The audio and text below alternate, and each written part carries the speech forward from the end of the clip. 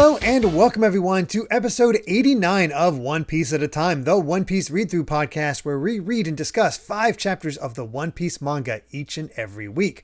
I'm your host, Derek Bittner, and I'm joined by my wonderful co-host and freelance letterer at Shonen Jump, Brandon Bovia. How you doing, Brandon? I'm doing good. I'm, of course, Brandon Bovia, letterer of manga like Dragon Ball Super, Kaiju number 8, and many, many more. And just, like, we're here. This is it. This is it. The fights have properly started. We've had our battles to get into to reach CP9. We've had our backstory with Robin. And we've been saying this for a while, but all the pieces are in place for our setup to have this, matter to us. And I love the chaos of these chapters. It feels so different than anything else we've had up to this point in terms of how it's just structured. Because really, I think I might have mentioned this before, but like the closest parallel is like Alabasta. But even that, like that is like everybody kind of goes their separate ways and just kind of does their thing. And this is just, it is what happens when you have like some of the strongest fighters all just like in one constrained little building. Jammed into one building and just letting the chaos ensue because they're just that close of quarters. It's pretty amazing. But man, I'm excited. Let's go ahead and get to it with chapter 401, Pirates versus CP9. As we get another 2-page spread with caveman time. I'm gonna guess because we have our mammoth back there. Yeah.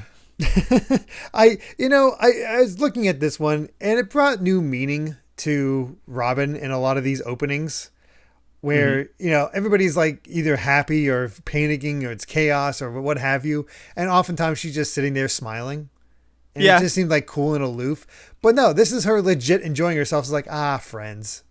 Right. Yeah, exactly. Like this is kind of her way of, she just loves being around these people. And just the subtle little smile is her way of showing that. Yeah. It's something we didn't get up to this point, and it's nice. It's very nice. Yeah.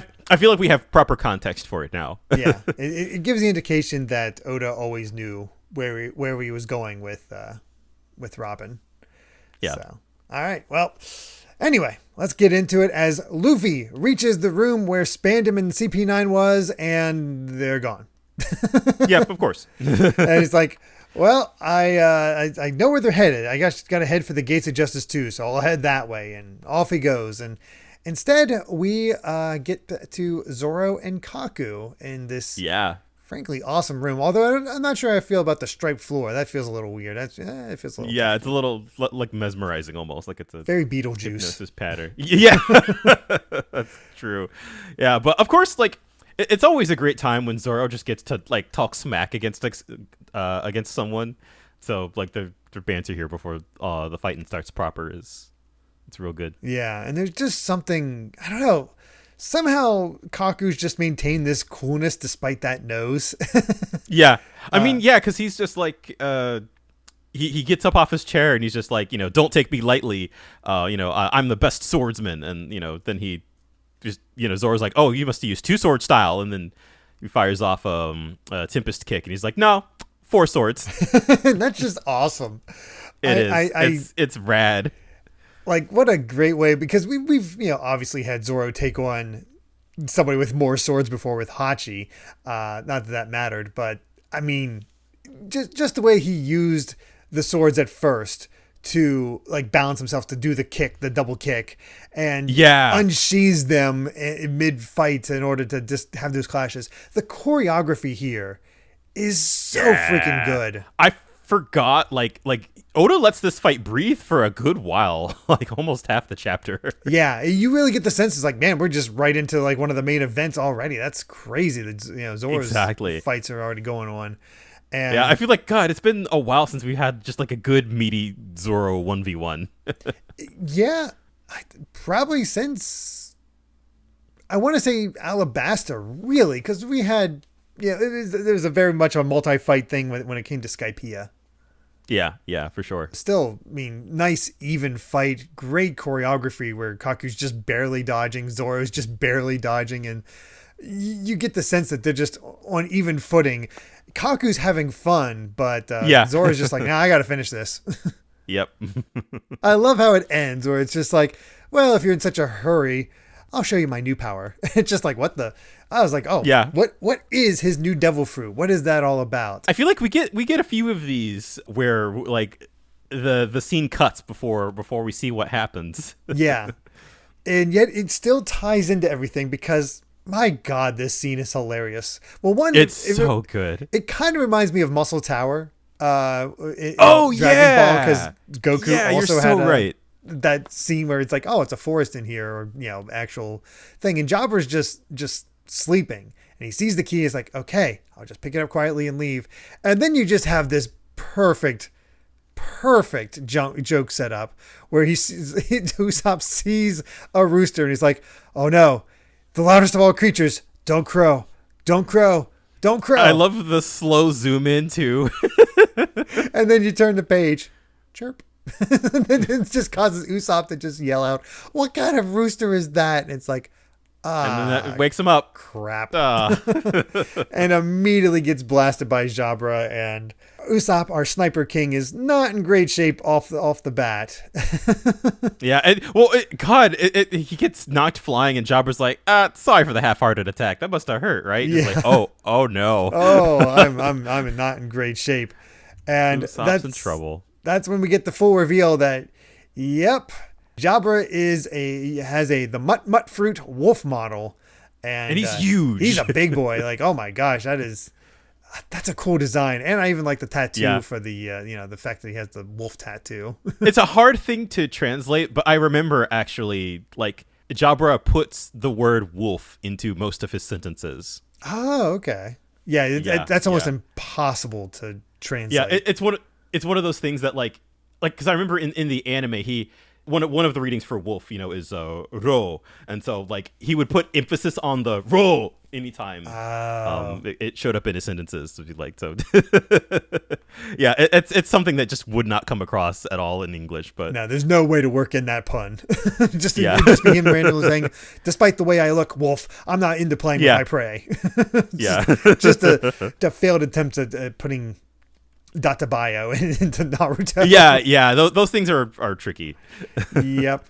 But we have this matchup with Usopp versus Jabra, and it's not looking great for him right off the bat until the ceiling starts cracking, and all of a sudden a giraffe falls through the floor with Zoro, and we find out that this is Kaku. He's like, oh, I was trying to use my man beast form, but I turned into a full giraffe instead. It's just, and Usopp's just freaking out. It's like a talking giraffe is falling through the ceiling, and Jabba's just laughing at him. It's a perfect cap of Zoro seeing the wolf Jabba and being like, is this place a zoo? What the hell? Yeah, that's our third Zoan devil fruit here. Yeah, it really, this is a showcase of the Zoan type.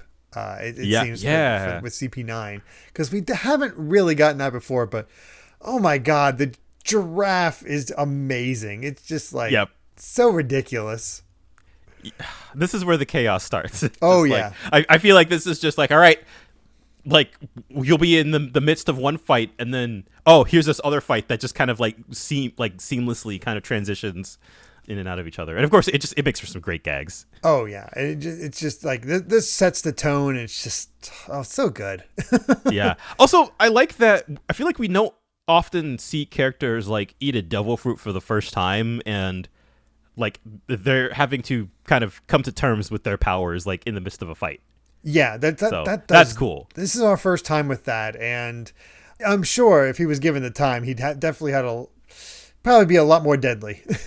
Mm-hmm. And he's still, well, as we'll see, he's still pretty deadly. Interesting SBS. Actually, we have a few good SBSs during this. Yeah, there's some good ones in this one. Because somebody asked, which is faster, Captain Kuro's cat out of the bag attack or CP9's shave?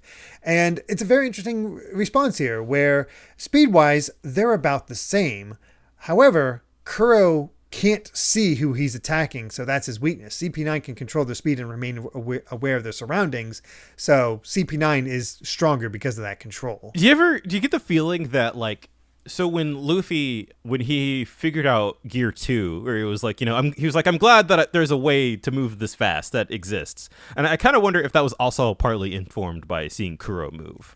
Maybe, because I think just like he didn't How did he keep up with Kuro? Did he just overwhelm him, or he just happened to be able to read his movements that well right off the bat? I kind of don't remember. It's been a while. I think he was able to see him to some degree. Like it took him a few hits, some slices in the meantime, but he was able to remain calm and spot him and take him out of the cat out of the bag attack.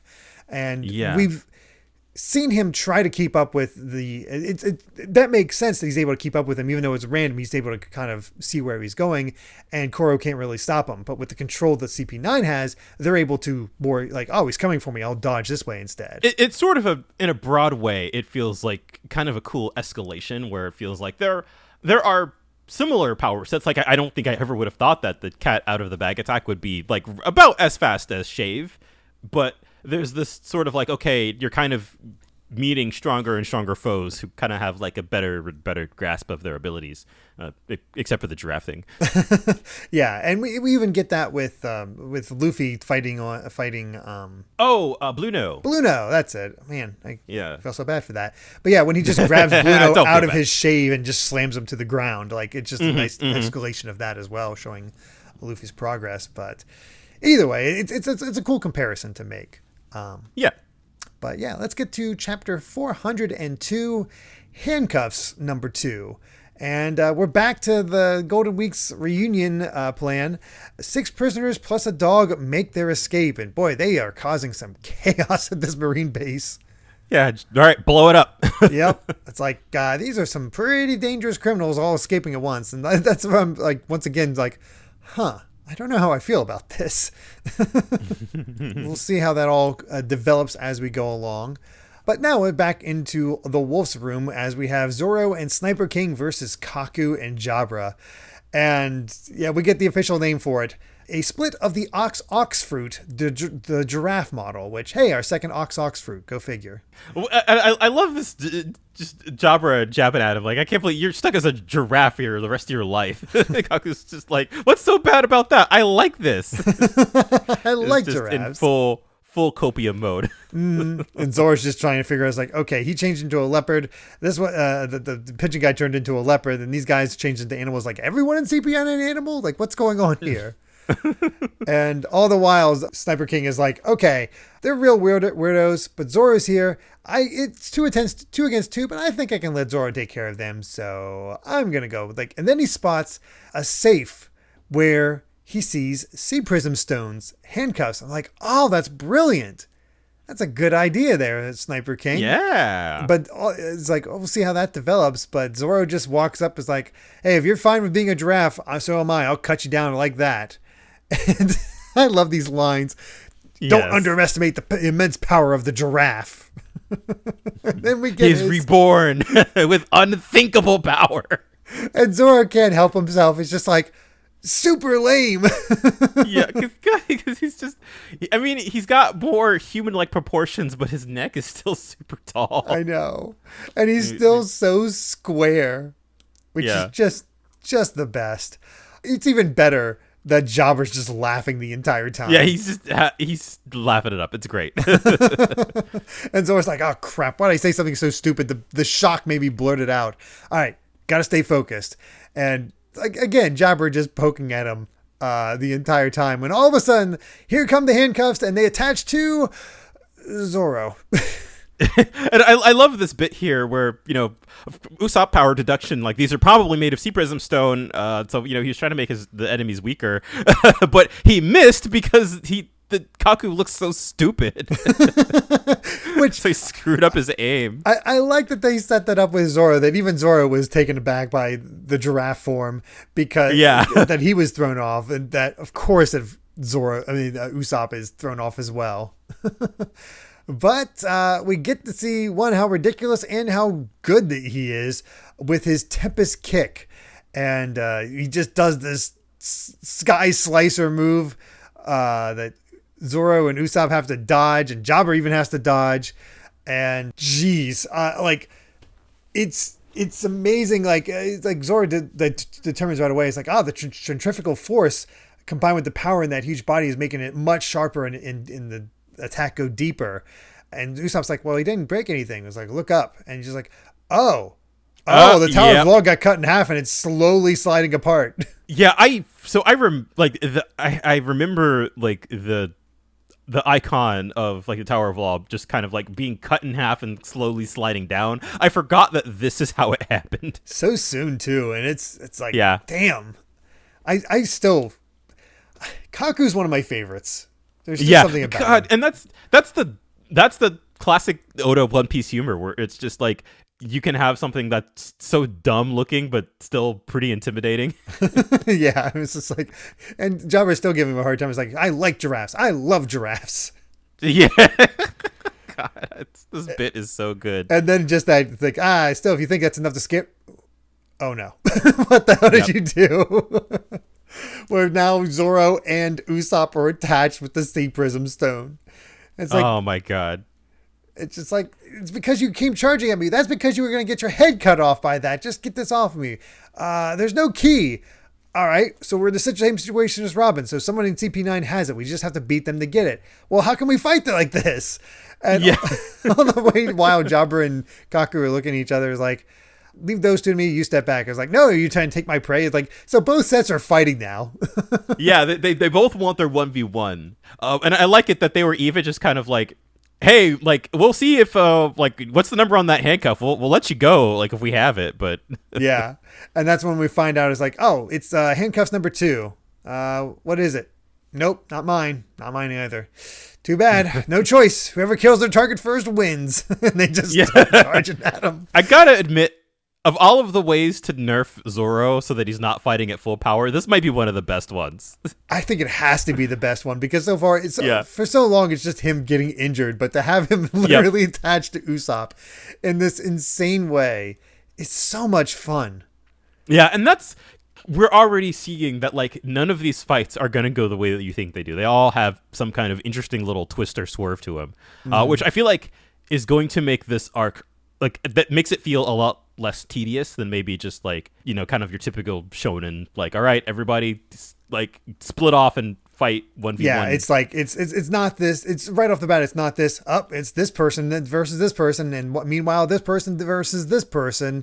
It's very much like, here's your lineups, but maybe not the best lineups. And we got a little bit of that during Alabasta, but it was only like the most minor of cases. This feels like it's everybody, as we'll see throughout these chapters. Because Chopper comes across and they're like, oh, hey, you guys look like you're having fun. Like, look at the handcuffs. Go find key number 2.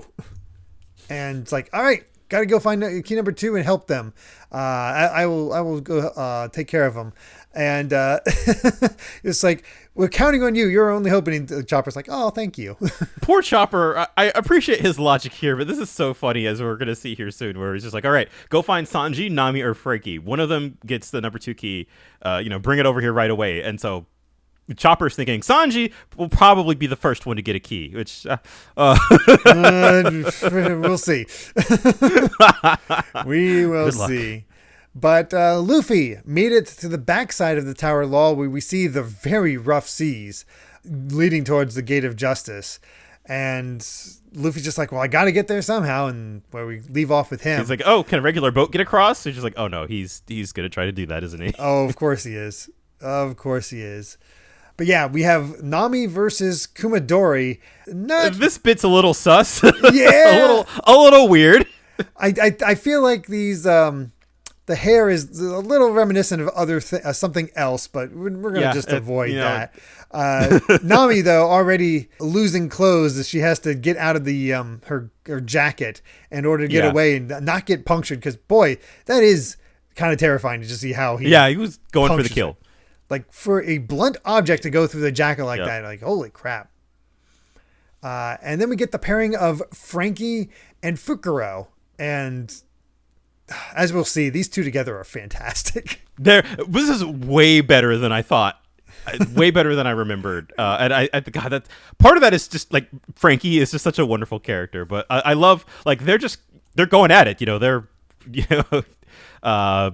Frankie boxing versus Iron Body. And then, I love this line from Frankie where he's like, no matter how much you turn your body into iron, my fist is real iron. It's good. It's so good. Frankie's he's a bruiser, man. He's He's getting in there. And just having everybody have their one-off pairings. And of course, as you'd expect, Sanji versus Khalifa, he's stuck drinking tea because he's been under her spell. And it's like, oh, you've already had three cups. Yeah, it's like, I was almost swallowed up by the trap of love. It's like, no, that's way too late for that. Yep. And we got the whole, it's like, she knows exactly how to handle him. It's like, oh, you can just search me and see where I've hidden the key. And as soon as he goes for it, she just kicks him. And it's like, yep, I'm a fool. It's like, yes. Yep. Yes, you are, Sanji. Oh, Sanji.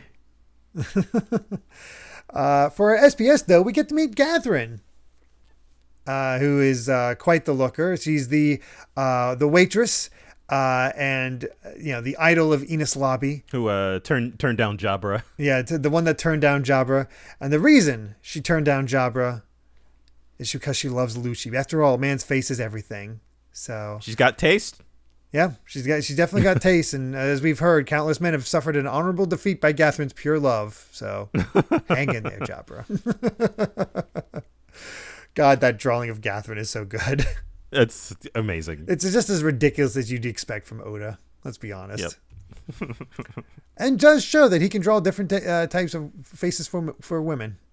Well, that I feel like that's sort of the thing. Not to get into that whole mess, but right. Oda basically has two body types for women, which is conventionally attractive and that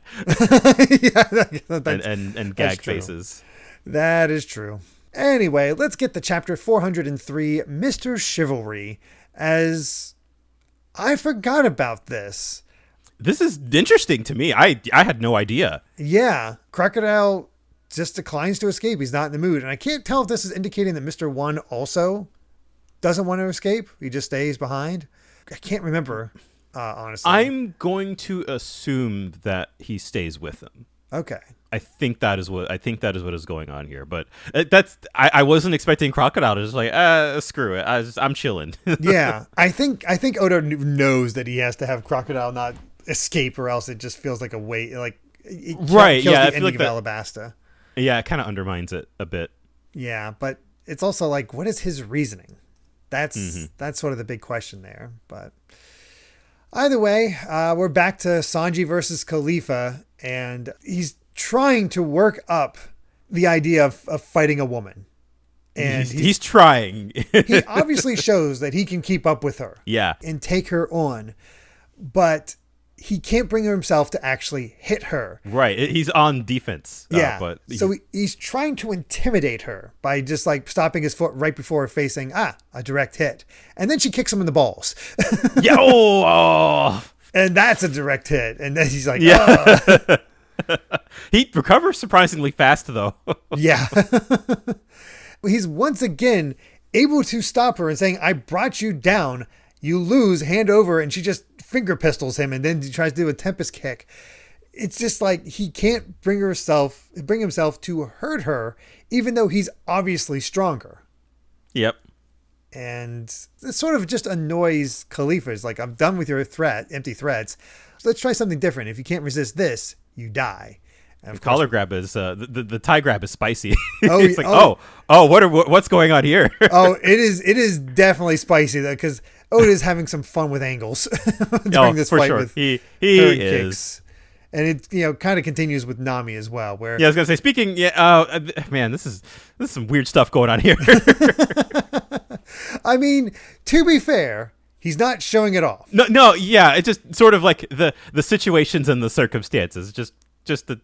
Yeah, I mean, I completely forgot about Kubadori's hair power. Yeah, to put it lightly. And we don't even know if that's a devil fruit yet. Yeah, I genuinely don't know.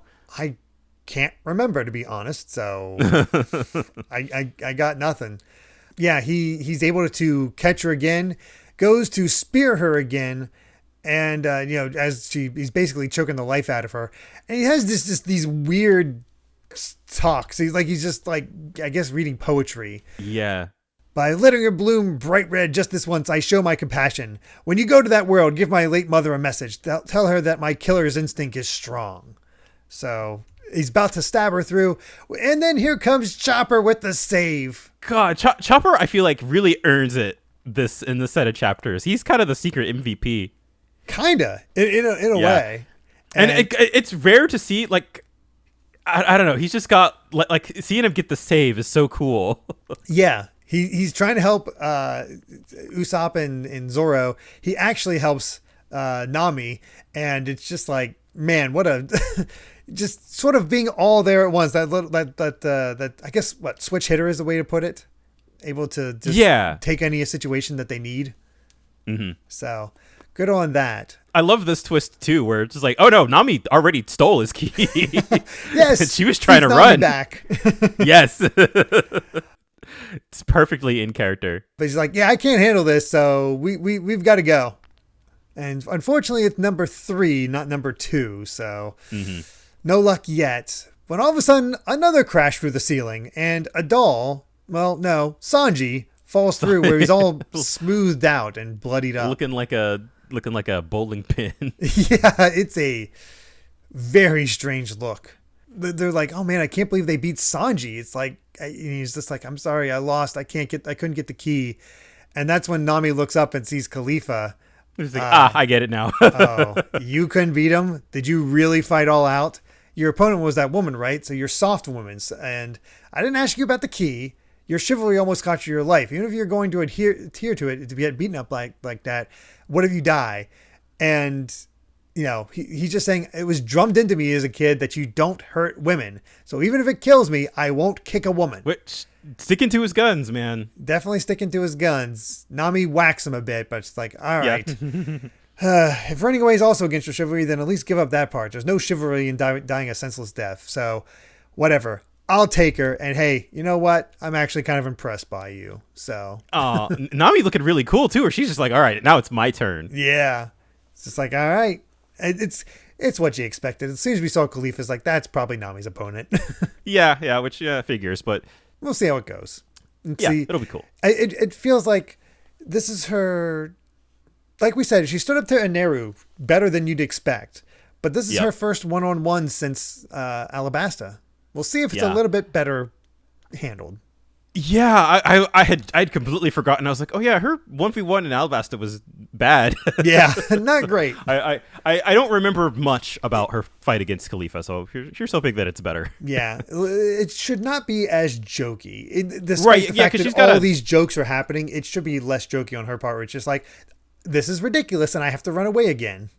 Yeah, because I feel like we already did like with her upgraded climate tech, like we already did the gag where she's like, oh, this is way stronger. You know, she took out like a couple hundred men or something when they first got to India's lobby. So it feels like that was her moment to be like, okay, I'm still figuring this out. Mm-hmm. We'll see though. I don't remember. Yeah. So we switched off again where Nami's getting Khalifa and Chopper is taking on Kumadori. Yeah. So we got that. And it turns out you're right. Luffy tried to take the boat. Did that go well? It's funny, like God, what's her name? Chimney. Yeah, Chimney. Kind of comes to save him. Just like, well, if Chimney wasn't there, that just would have been the end. He just all right, Luffy drowned, and Robin gets taken away forever. It's like, but if I don't get there to get to that gate, I won't be able to save her. It's like, no, we found out how to save her. She's in this underwater passage, which makes a lot more sense than going through those rough seas by boat. For sure. But she's like, these doors are made of pretty tough steel, excuse me. And I'm pretty sure this is a keyhole, but we don't have a key. It's like, all right, stand back. And we actually get it. He's doing the thumb thing again that we saw earlier against Bluno that he was getting ready to do.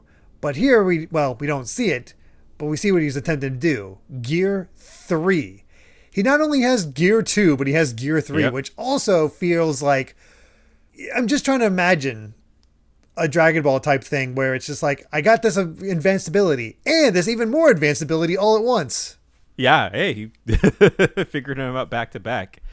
It's cool that like you just see like the giant kabam sound effect, and you see the Tower of Law just kind of shake a little more. Like it's. I feel like it should have fallen down by this point. I think they indicate that the building shifted a little bit more as well. Yeah, and so we don't know. But he was able to punch through the door, and now Luffy's tiny. Yeah, he went chibi. He's even smaller than Chimney.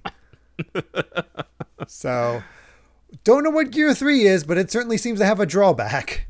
Yeah. Before we move on, though, something different that I really like this. the development of Wanzai, how he went from like his concepts for him. Started out as a woman and then just refined his look as a man. Wanzai's woman design, I think, is better than all of these. Yeah. But I guess she looks too cool for like a dumb gag character. True. Plus, that's another one we have to have Sanji fighter.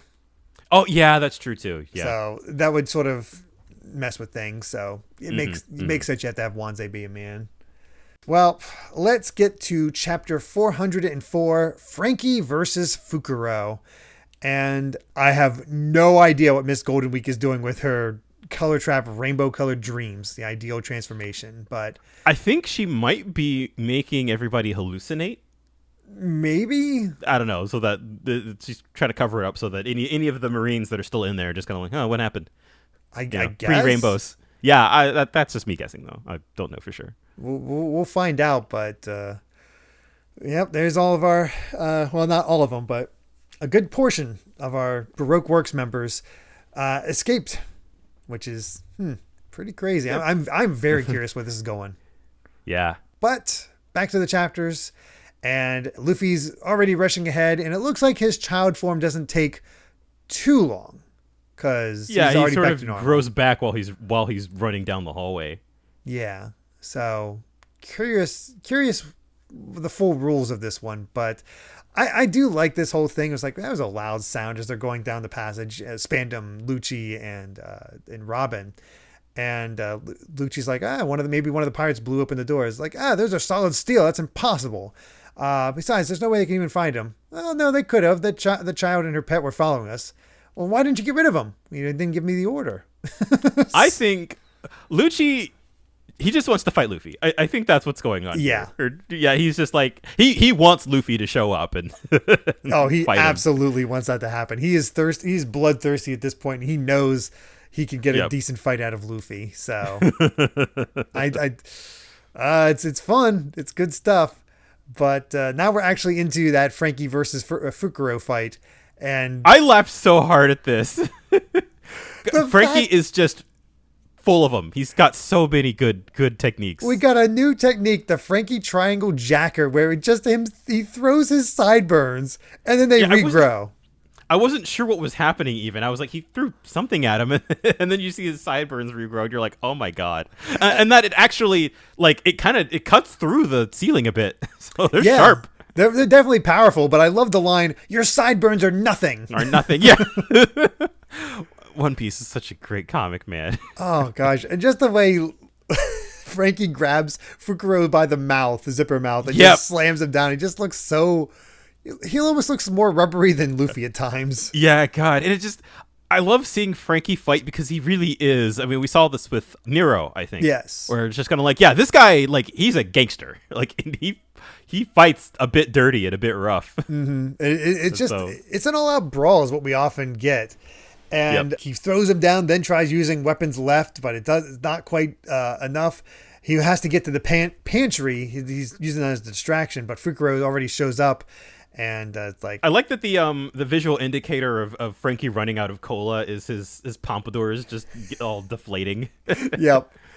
And Fukuro is like, here we go. Just counter my lethal fist, the super heavy punch thrown with the speed of the finger pistol technique, the solid beast. And Frankie feels the punch, takes off the skin on his hand, and does his strong hammer again against him. And just the visual of them just beating the hell at each other. It's so good. Just comparing, and the way that they're both just like making fun of each other's punches. Like, your punch is an amateur punch, and they're punching back. Well, yours is a wimpy punch. Yours is an old man punch. Yours is a baby punch. Yours is a pansy punch. Panties? No one calls me panties. What is going on? There's one brain cell this entire fight. It's just so dumb but amazing, and they end up falling into the pantry. And all right, cool. There's a ridiculously huge fridge. Let's get to it. And all the while, now here comes Chopper again, getting kicked through the wall by Kumadori. Yep. And Chopper's like, crap, I used the rumble ball too soon. The 3 minutes are already over, which, that's not good for Chopper. Yep. And then it took me a second to realize what was going on here visually, but like good quick thinking on Chopper, where he's just like he sees the fridge and he locks Kumadori inside of it and locks the door. And he's like, I did it! I locked him up! Yeah! Yay! Because we don't need his key, so we don't need to worry about it. But crap! Frankie needs to get in the fridge, and and it's like I'm Frankie. I'm on your side, gorilla. It's like, who are you calling a gorilla? Now you react. But Luffy and I haven't forgiven yet because of you. Lou, tell us. You still can't tell he's with you? God. It's like, whatever. We need to save Robin, right? Yes, I want to save her. Then get 3 bottles of cola from the fridge and give them to me. Then I can power up. Who gets stronger from drinking cola? I do. Now shut up. I love that. And that's your explanation for it. Like, I just do, man. It just works. Yeah, just don't worry about it.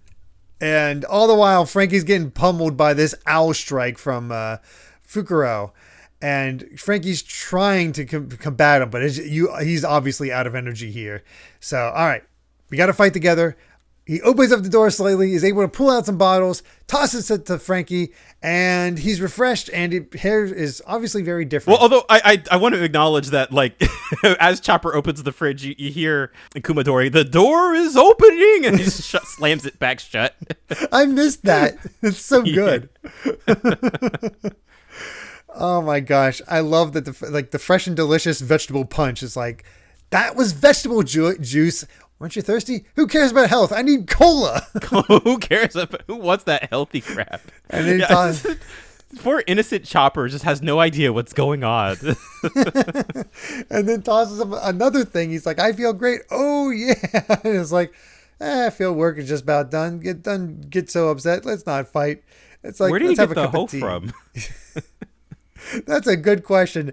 And I love how Chopper just with his whole thing is like, this guy is fascinating. He's like, I want to see what happens when I give him something weird to drink. And I love Frankie can tell by his face. Like, wipe that. I wonder what will happen if I give him something else to drink. Look off your face.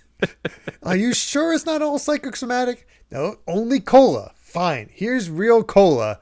And poor Frankie taking a Tempest kick to the back, which we know is his weak point. Yep. But the cola is enough to supercharge him. We get a thunderclap. Yeah, the thunderclap. And he's super.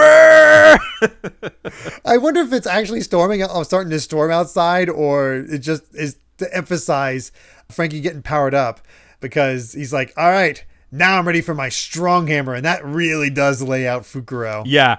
I love the build up too, because you were seeing them go toe to toe. And that's what Frankie was like as he was running out of fuel. And now that he's got cola, he just gets one good punch in, and it's just awesome. And it sends Fukuro flying. Just like, yeah, you were right. My punches up to now were wimpy. Oh, man.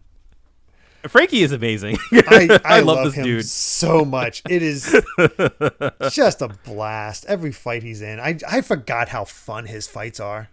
Yeah, me too. I completely went into this thinking, oh yeah, and then he fights Fukuro and whatever. Maybe because Fukuro is just kind of not a very interesting character. I was like, but no, Frankie completely carries it. Oh yeah, absolutely does. Yeah. All right, final chapter for the set. 405 Power.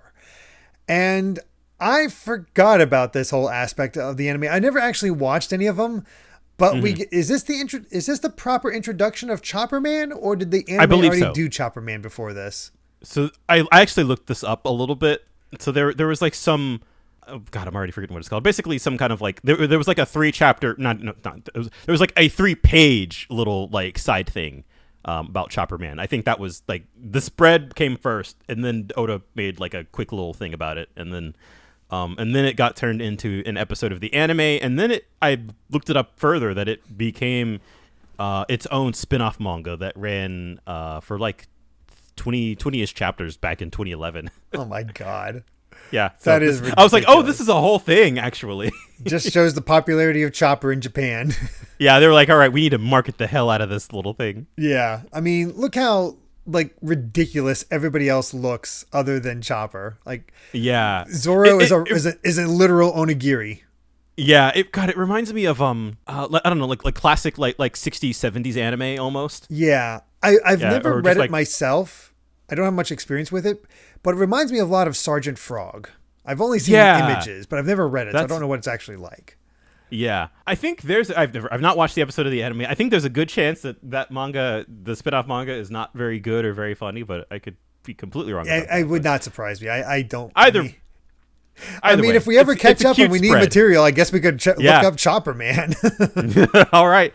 Sure. We'll have to watch all the anime filler. Oh God, yeah. Oh boy. But yeah, we got. I will say I do like Six-Armed Robin. There's something fun about that.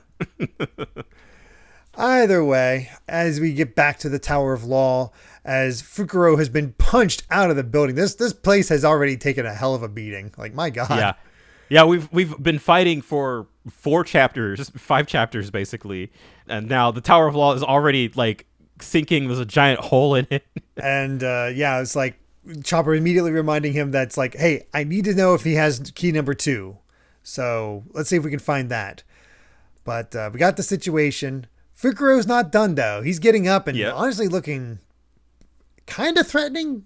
Kind of. A little, yeah. Frankie, time for another technique as he lowers the Hawaiian shirt. Shows, and I love this detail, that he is Battle Frankie number 36. Oh, I just noticed that. Oh, man, that's rad. Yeah. I mean, the ability itself is super cursed, but... yeah, just seeing his arms mount up like this it's like the destroy counting. It's like, dislocates my joints, so I don't like this move. Then stop doing it. I feel like Oda really likes Frankie. I think he's just packed full of ideas with Frankie. He's like, anything stupid I can come up with, I can make work with this guy. Yep. I love it. And I love the escalation of this bit too, where, he's just like, you can't escape the Frankie Destroy Cannon. It's a tracking cannonball. And then, Chopper's like, whoa, no way. And then you turn the page and he's just running after Fukuro. Yeah. You're just going to get back here. Yep. It's technically tracking, I guess. I guess. And Fukuro's even like, why am I running? And then he finally uses this technique and Frankie does it. It's like, for another gag. And again, another great. I love that he knows with Fukuro he doesn't need to get too serious. He can be wacky with him because once again, Chopper getting to be MVP is like he's like taunting Frankie. He's like, I've disappeared and I'm a master of the shave technique and I am faster than I can see. I attack silently like an owl. My kills are quick and final. And all of a sudden, take that! He's hiding over here. Yeah, I mean. Chopper could probably smell him, so he's just like, "Oh, that doesn't work. Doesn't work on me." And then he starts rolling around like an iron ball, fighting like that, and that actually causes him and Frankie to fall into the raging water around the edges forgot about this part completely, and like God, the way that this whole thing escalates is so good. Like it does feel like a real threat. With it gives him a little bit of time where they're on the side, but like they're right next to the waterfall. It's like not much you can do. And I like that Oda is able to use the fact that Frankie can swim to an effect. That he can actually do something under the water for once. Because as we know from Fukuro, Frankie's the one in trouble. Fukuro can use his moonwalk in order to, actually escape once he goes over the falls. He'll be fine. Yeah. Frankie's in a bit of trouble with all of this. And all of a sudden, here comes Kumadori, which I forgot about this. He broke the refrigerator door, ate all the food in there, and is now fat. Yeah. It was just, Chopper, how much of that did you just eat that was in that refrigerator? What I want to know is, did he get so fat that he just like broke the lock? Or did it make him stronger? Like, I don't know how that worked. Like, did it have some sort of effect? We don't know. It's weird. But that's why Chopper basically has his matchup again going on right now.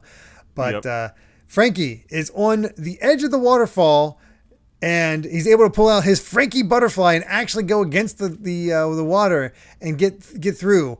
And it seems like he'll be able to survive. I love that he has a name for just the most like, all right, time to butterfly swim, but I have to put my own name on it. Of course. It's just the way it works. But here comes Fukuro, knocking him down with his solid beast, just preventing him from swimming. And Fukuro is escaping, but Frankie's able to launch himself up into the air and use his weapons left, which, God, the way Fukuro is able to move is so weird. It's very weird. I mean, I forgot to comment on this, but I love that now that we're kind of into the CP9 fights proper, like, everybody kind of has, like, their own take on the 6 powers. Yeah. So it's not just, like, the 6 powers we've been seeing up to now. It's, like, everybody kind of has their own, little, like, twist on it. Yeah, that has helped for the variety, because you would think that these many characters with the same power set would get a little boring. But Oda found a way to make them unique, whether through design or through the devil fruit powers and so forth. Yeah. Got to use up one of those colas. So it's time for the return of the giant butt, the Coupe de Boo. Yep. And I think one thing that's really interesting here is, of course, Fukuro saying, you can't beat the 6 powers of strength alone. But it's like, Frankie is kind of at a disadvantage, like trying to fight in midair. And I think, like, it's... I don't know if we've ever seen a fight like this in One Piece where, one character can fly, basically, and you're over the water. There's a lot of, like, actually surprising amount of tension here. Yeah. Here. It's like you can feel the desperation for Frankie to try to, like, manage it. And each time Fukuro sends him back until Frankie's able to use the strong right and actually grab his leg. Like, it just throws him off enough that, again, his cyborg powers disarms them enough that they're not ready for it. They don't expect it. Yep. And then I classic Frankie gangster here where he's just like, I'm going to take you down with me. Yeah, we'll fall. I don't care. But yeah. It's like, it's impossible for a one-legged moonwalk to support 2 people. You're right. So before we fall, take me back to the shore. Or do you want to fight me while supporting both of our weights? And it's like, all right, we're not going to let this happen. But the moment we land, we're going to end this. It's like, oh yeah, it's time to finish this fight, because Fukuro has thought of a way to finish him off in one blow. And I love that look from Frankie. He's like, oh, so did I, Fukuro, baby. Oh boy, man. This fight is awesome. Yeah. You would Frankie not think is the Fukuro awesome. fight to be so good, but it is. Going back to that, that proper introduction of all these characters, like, all right, here's the gimmick characters, the one with the really dumb joke, but man, Frankie is just incredible. Just there's so many, like, just techniques and weird ideas stuffed into him that just it's great. It's great. Yeah. But we do have an SBS, and this one's very, very fascinating, especially these days. Yep. It's like, serious question. One Piece has been running for quite some time, right? Have you thought of bringing it to an end? Personally, I want it to continue forever. One Piece is the best. And he's like, oh yeah, I answered this question during some interview, but One Piece was originally to be a 5-year story. Wow. I've always had the last chapter clear in my mind, but it's taken longer than 5 years to build up the storyline. And so the pirates have been on a 9-year adventure, and I don't know how much longer it will take. Hasn't really been, it wasn't 9 years at this point. I guess it makes sense. Yeah, because this would have been around, like, 2006, right? Yes, I think around 2006. Oh my God. We're not even at the halfway point. No, not even at the halfway point. It's been going for 9 years. Yeah. Yeah. Clearly, but I mean, I think it's cool and fascinating. Like, Oda knows how this is going to end, and seemingly has always known. Yeah. And despite how much the story has clearly ballooned way beyond the scope that he thought it would, I'm really interested to see how One Piece will end, and that, like, if this is how it was always going to end, despite everything that's changed about the series. Yeah. So. And the interesting thing here about a writer is that I've had a lot of stories where I've thought of the ending, and you gotta get so excited you just want to rush to that ending. It's like, man, I just want to show this off, but you got to place all the proper points and lead up to it and give a proper build off. But to hold off for that sort of thing and extend it this much for this many years is, like, again, the incredible patience of Oda's storytelling. Yeah. And God, there must be some people over at, like, Shueisha and stuff, and kind of their, like, business partners and whatever. Like, the people who work very close with Oda probably know how it's going to end, and, like, that ending has to be, like, under lock and key or something. Yeah. Like, for sure. As a quick little anecdote, I might have to fact check this, but I remember, okay, so the director of One Piece Film Red is a guy named Goro Taniguchi, who also directed Code Geass.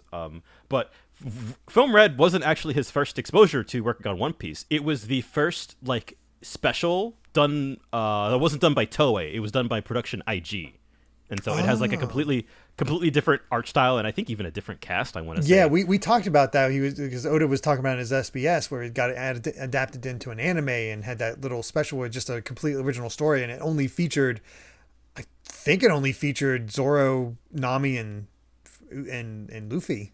Yeah, I think so. And I think Taniguchi said that while he was working on that, Oda told him how One Piece ends. And oh my God. He's been keeping it a secret for the past like 30 years, basically. Holy crap. Yeah. That's amazing. Again, I remember hearing that. Somebody will probably have to fact check me on that, but so it does make me wonder, like, okay, how far up does this go, or maybe how far down? Like, yeah, what random people in the anime manga industry know how One Piece ends, and have they just been keeping it a secret this entire time because they don't want to spoil it for everybody? That is a good question, but well, we have a lot to go, and yeah, for now, what a fun start to these fights. It's so good. It's way better than I remember. Absolutely. And I remember it being pretty good, but man. Yep. But with that, I believe we've said all we've wanted to say about chapters 401 to 405 of One Piece. Thank you so much for listening, and you can find more of my ramblings and stream VODs over at BitNerd Games on YouTube, or BitNerd with an underscore at the end on Twitter. And Brandon, where can everyone find you at? I'm at Brandon Bovia on Twitter, talking about anime, manga, games, and my job. And yeah, I haven't really had much to like talk about or promote work-wise, but I've just been, silently always working on things in the back corner. He's always there in the wings. I think we're almost done with the superhero adaptation in Dragon Ball. I think. Oh wow, that's been going for a while. it's been a good little while, and then there was that whole like original prequel and stuff too. So it's been. I feel like almost a year, maybe a little more of superhero related content. So, but I'm excited to see the manga get back to telling original stories for sure. But yeah, probably still solve that Black Frieza nonsense. Yeah, what happened with that? Whatever happened with that? They just showed up, did that, left. Okay, sure, all right. So did you ever beat Frieza? Yeah, probably. Sorry, I've been watching the boo bits. Oh yeah, probably. That's great. Yeah. Anyway, if you'd like to help us out more, you can support the podcast over at patreon.com/Derek Bittner. That's DERRICKBITNER to listen to the next episode ad-free 3 days early. And make sure to return next time as we go back to the movies. I know we just got into these fights, but it's time to go back to the movies as we talk about movie number 7, The Giant Mechanical Soldier of Karakuri Castle. So until then, my friends, bye. Remember to take life one piece at a time.